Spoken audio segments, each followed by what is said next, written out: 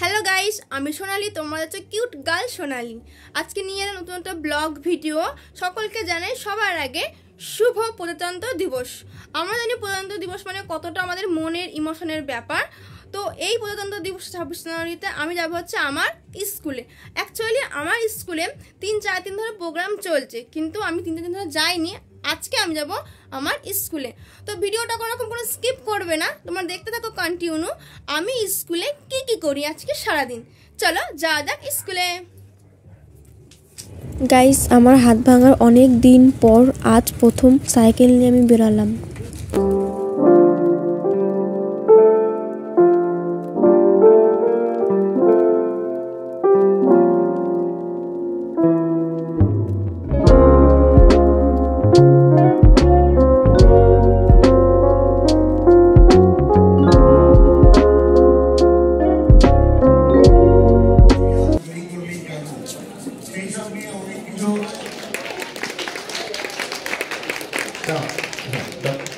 আব্দুল আলামিন স্যার মঞ্চে চলে আসবেন। আচ্ছা, এরপরে আমরা এবার আরেকটু সময় এগিয়ে চলে আসি। এরপরে আমাদের যে প্রাক্তনীরা এখানে বিগত 20 বছরে পাশ করেছে এমন বেশ কিছু প্রাক্তনী রয়েছে, তারা চলে এসো মঞ্চে।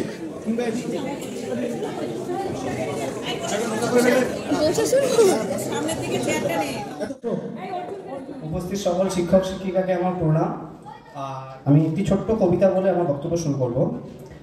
আমাদের সেই ছোটবেলা, সবাই মিলে করতাম শুধু খেলা, ঘরে ফিরতাম সন্ধেবেলা, আমাদের সেই ছোট্টবেলা। সবাই একসাথে হলেই করতাম শুধু হইচই, পাশের বাড়ি গিয়ে বলতাম, আন্টি আমার বন্ধু কই? স্কুলের টিফিন টাইম হলে পালিয়ে যেতাম সব বন্ধুরা মিলে। পরের দিন স্কুলে গেলে ধোলাই করতো হেড স্যার আর ম্যাডাম মিলে। কান্না ভরা চোখে তখন মার খেতাম সবাই একসাথে মিলে।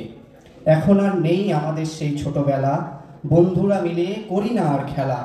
ঘরের কোণে বসে থাকি সারা বেলা, কোথায় যেন হারিয়ে গেছে আমাদের সেই ছোটবেলা। মাঝে মাঝে ইচ্ছে করে ফিরে যাই সেই ছোটবেলায়, বন্ধুদের সাথে কাটিয়ে দেই সময় আড্ডা আর খেলা মেলায়। তবে আদেও কি সম্ভব ফিরে পেতে সেই শিশুকাল?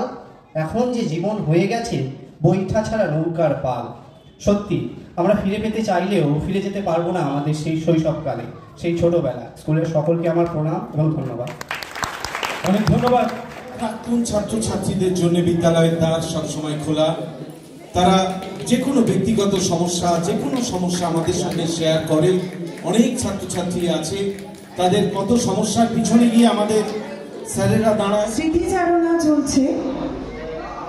আমার নাম বিশ্বাস, 2024-এ পাস আউট করেছি। আমার নাম উর্মিলা রাজা, 2024-এ পাস আউট করেছি। আমার নাম শাইনি দেব, 2024-এ পাস আউট। বিশাখা সাউ, আমি 2024-এ পাস আউট। সোনালী সাহা, 2020-তে পাস আউট করেছি। শায়রি মজুমদার, আমি 2024-এ পাস আউট করেছি। তৃষা রয়, আমি 2024-এ পাস আউট। কি বলবো ঠিক বুঝতে পারছি না, কিন্তু আমি 2 বছরে এই স্কুলে পড়েছি, কিন্তু যেটুকু সময় ধরে পড়েছি খুব ভালোভাবে আনন্দ করে খেলাধুলা করে আবৃত্তির মধ্যে দিয়ে আমি কাটিয়েছি আমার সময়টা। বর্ণালী ম্যাডামের কাছে আবৃত্তি, তারপর রাজদীপ স্যারের কাছে আবৃত্তি করে মানে খুবই আনন্দ পেয়েছি।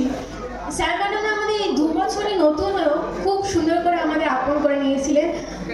কিছু আর কি বলবো ঠিক বুঝতে পারছি না, কিন্তু এটুকুই বলবো, স্কুলটাকে খুবই আপন মনে হয়। যখনই মনে হয় আমি অন্য পরিবারের কাছে আসছি, আমার আরেকটা পরিবারের কাছে আসছি। কোনোদিনও মনে হয়নি আমার এটা যে আমি স্কুলে যাচ্ছি। কবি চন্দননাথের লেখা অপরাজিতা। পড়েছি। জানো মা, আমি না কবিতা লিখেছি, তোমরা পড়বে কি তা? মার কাছে গিয়ে খাতা মেলে ধরে ছোট্ট অপরাজিতা। রাগী চোখ মেলে মা তাকে বলেন, মাথা কি খারাপ হলো? সাইবার সব না লিখে বরং অঙ্কের খাতা হলো। মুখ ভার করে গুটি গুটি পায় গেল সে বাবার কাছে। কবিতা লিখেছি। ও বাবা, তোমার দেখার সময় আছে? মুখটি না তুলে বললেন বাবা, কবিতা লিখেছো? বেশ, পড়বো তো বটে, আগে খবরের কাগজটা করে শেষ। অগত্যা গেল দিদিটির কাছে, ডাকলো সে, দিদি আর দেখ না কেমন ছবিটা এঁকেছে, ছোট্ট ওই কবিতা। দিদির দুচোখে টিভি পর্দার ঝলমলে রোশনাই। বলল সে, কবিতা তুই লিখেছিস? কবিতা না, ওটা ছাই। অপরাজিতার চোখ ছলছল, বুকে কান্নার ঢেউ। তার লেখা এই প্রথম কবিতা দেখল না পড়ে কেউ। একা ঘরে বসে সামনে তাকালে মালাতে সাজানো ছবি, স্নিগ্ধ দুচোখে রয়েছেন যে সহজ পাঠের কবি। কবিতার খাতা মেরে সে ধরল, ঠোঁট দুটি থর থর। বলল, ঠাকুর কেউ না করো, তুমি এ কবিতা করো। কি জানে কি করে কি হয়ে গেল এই কথার সাথে সাথে রবি ঠাকুরের মালা থেকে ফুল ঝরল সে খাতাটাতে। মনে হলো তার সামনে দাঁড়িয়ে বসে রবীন্দ্রনাথ, মাথার উপর রাখলেন তার আদর মাখানো হাত। নমস্কার। আমি পাশের স্কুল পলিটেকনিক প্রাইমারিতে পড়েছি। সে ছোট্ট থেকেই আমি এই স্কুলে আলাদা টান ছিল। ছোটবেলা থেকেই দেখতাম সকল ম্যামদের, তখন ভয় পেতাম যে এই স্যার ম্যাডাম বকছে, এই স্যার ম্যাডাম বকছে, দৌড়ে দৌড়ে এই পাশেও আসতাম। কিন্তু একটা ভয় ছিল। কিন্তু আমি পাস করার পরে মাধ্যমিক স্কুলে এসেছিলাম। ভয় কি জিনিস, ম্যাডামদের কি জিনিস, স্যারদের কি জিনিস এখানে এসে বুঝেছি। ছোটবেলায় যেই ভয়টা পেতাম স্যার ম্যাডামদের দেখে, সেই ভয়টা সবার থেকে কেটে গেছে। আমি এই স্কুলে এসে অনেক অজানা জিনিস জেনেছি, শিখেছি।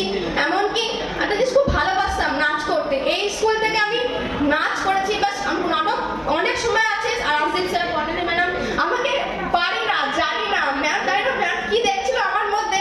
ম্যাম নিজে আমাকে নাচ শিখিয়ে ডান্স করিয়েছে, বাইরেও করেছে। এমনকি এখনো মনে পড়ে ওই জায়গাটা যে রাজদীপ স্যার নাটক করেছিল, সেখানে আমাকে রেখেছিল। আমার আজও ভুলটা মনে আছে। আমি ভারতবর্ষ উচ্চারণ করতে পারছি না, আমার বয়সুলরা এখনো ভুল হয়। সেই জায়গা থেকে শিখিয়ে শিখিয়ে আমাকে বয়সুলরা করিয়েছে, নাটক করিয়েছে।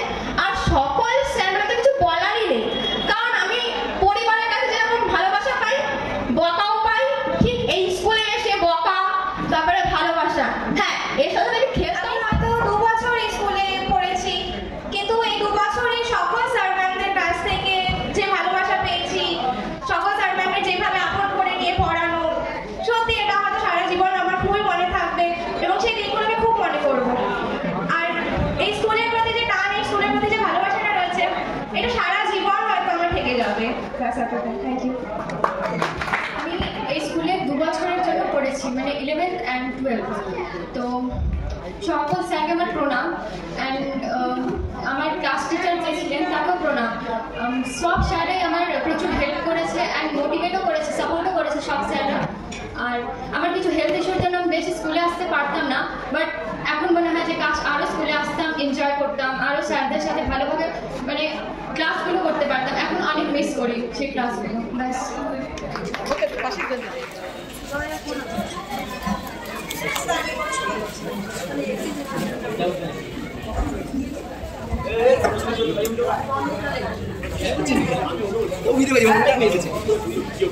এটা দাঁড়িয়ে যান, দাঁড়িয়ে যান, এক মিনিট। তুমি যাবেন না, গ্রুপ করে তুমি দাঁড়িয়ে অভিষেক দাঁড়া, ওইখানে চলে যাও না, স্টেজেই থাকো। সুমিতা, সুমিতা তাড়াতাড়ি কম হয়ে যাচ্ছে কিন্তু। আমার একটা বদনাম আছে, তাড়াতাড়ি যাওয়ার বদনাম। আর এটা আমি চেয়ে থাকি, ভালো লাগে, দর্শকদের তো ভালো লাগে। এই যে দর্শক এবং মঞ্চে যারা থাকে তাদের সংযোগের মাধ্যম কিন্তু এটা। এখানে কি হচ্ছে না হচ্ছে, দর্শক যদি চুপচাপ থাকে তাহলে কিন্তু বোঝার উপায় থাকে না। করতালি বলে তবেই বোঝা যায় যে দর্শক প্রোগ্রামটা নিচ্ছে কি নিচ্ছে না।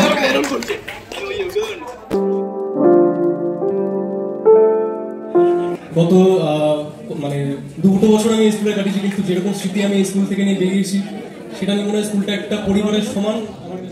বিদ্যালয়ের সকল শিক্ষক এবং শিক্ষিকাকে আমার প্রণাম। আমি শিবেন্দু ভারতী 2024 সালে পাস আউটের ছাত্র। এটি অন্যরকম। জয় সাহা 2024-এ পাস আউট করে বেরিয়েছি। আমার নাম অনুরাগ সরকার, 2021-এ পাস আউট করে বেরিয়েছি। তোমরা কেউ কিছু বলবে না? কেউ কিছু আকাশের কাছ থেকে কি আবৃত্তি শুনবো না? শিবেন্দুর কাছ থেকেও শুনবো না? আচ্ছা, কেউ দুটো লাইনও শুনবো না? সন্তু, সন্তু তো কিছু বলবে। সন্তু তো কবিতা লেখে মনে হচ্ছে।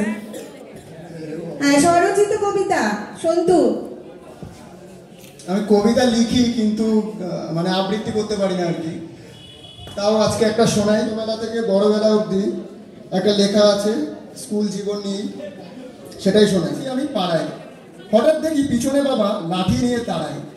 বুঝতে তখন পারি না বটে, শুধু থতমত খাই। সকালবেলা খেলতে গিয়েই মায়ের ঘরে পালাই। কান ধরে টেনে এনে নিয়ে যায় স্কুল। নাম লেখার সময় বলে হয় না যেন ভুল। ভর্তির ব্যাপারটা ঠিক বুঝতে তখন পারি না, বাংলাতেই লিখে দিলাম, ইংলিশ ভালো জানি না। পরের দিন আমি আবার ধুলোবালি মাখা, হঠাৎ দেখি গড়িয়ে আসে চাকাওয়ালা তারের ঘেরা ঝাঁকা। আসলে সেটা ঝাঁকা নয়, ছিল একটা স্কুল গাড়ি। তৈরি হলো তখন থেকে আমার নতুন দ্বিতীয় বাড়ি। তখন অবশ্য শুধুই কান্না, নানা মা স্কুল যাব না, আর যেখানেই পাঠাও মাগো স্কুলেতে পাঠিও না। শুনেছি ওখানে খুব মারে, মোটা বেতের বাড়ি। ওখানে গিয়ে কি হবে, আমি তো চালাবো রেলগাড়ি। নিজে তো বুঝলোই না, বুঝিয়ে দিল আমায়, রেলগাড়ি চালাতে হলে স্কুল নাকি যেতেই হয়। ইচ্ছে করে না যেতে আমার এত রাস্তা বেয়ে, তবুও বকুনি খেয়ে পিটুনি খেয়ে যেতে হতো স্কুল ধেয়ে। এ যেন কেমন এক আইন দ্বারা তৈরি ছক, ছকের বাইরে বেরোলেই অনিবার্য শাস্তি যোগ। কয়েক বছর কাটে এমন, স্কুল যেতাম যেমন তেমন। তারপর সেই সময় এলো যেন স্বর্ণযুগের সূচনা হলো। স্কুল যেতাম দল বেঁধে, বিনা কেঁদে হাসি মুখে। কখনো বা মারামারি, মিড ডে মিলে ঝগড়া, কখনো আবার বেতের ভয়ে প্রার্থনাতে সোজা দাঁড়া, কখনো আবার হিংসা চোখে শত্রুরূপী বন্ধু দেখা, কখনো আবার অফ ক্লাসে তারই কাঁধে মাথা রাখা। ধীরে ধীরে সময় গেল, বুঝলামই না আমরা কখন সবাই বালক থেকে হয়েছি ভীষণ দামড়া। নবম থেকে শিক্ষকরা শুরু করলেন বলা, বাবা এবার পড়া শুরু কর, নইলে ভবিষ্যৎ কাজ করা। পড়াশোনার চাপ বাড়লো আগের থেকে অনেক, বন্ধুগুলো কাছের হলো নিজের থেকে অধিক। তবে চিরস্থায়ী মোটেই নয়, কয়েকটা দিন গেলেই হয়। 7 দিনের এক পরীক্ষা জীবন সবার বদলে দিল। সবাই তখন যে যার মতো নিজের বিভাগ বেছে নিল। হলো না আর এক বেঞ্চে পাশে বসে ক্লাস করা, হলো না আর দুষ্টুমি করে বন্ধুর টিফিন চুরি করা।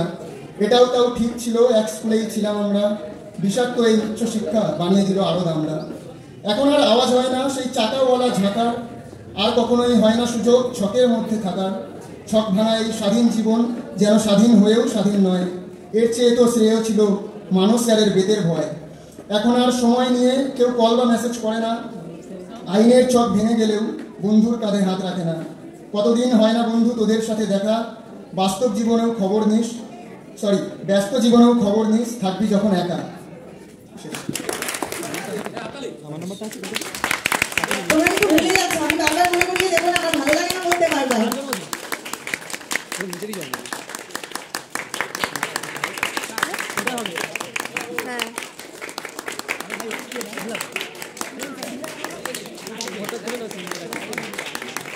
বর্ষে বর্ষে রলে রলে আসে মিথ্যা বছরে, চলে যায় তারা কবে হবে,